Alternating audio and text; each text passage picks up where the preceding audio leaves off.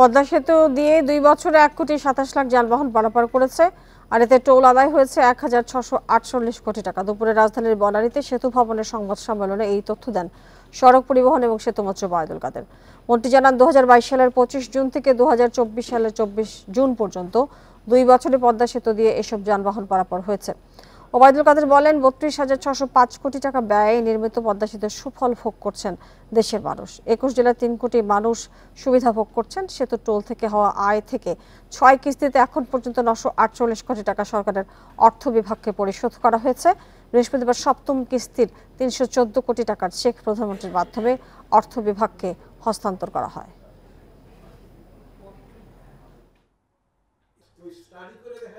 যান চলাচল শুরু হওয়ার পর থেকে এ পর্যন্ত ১,২৭,০০,০০০ যানবাহন পারাপার হয়েছে। মোট টোল আদায় হয়েছে প্রায় ১,৬৪৮ কোটি টাকার।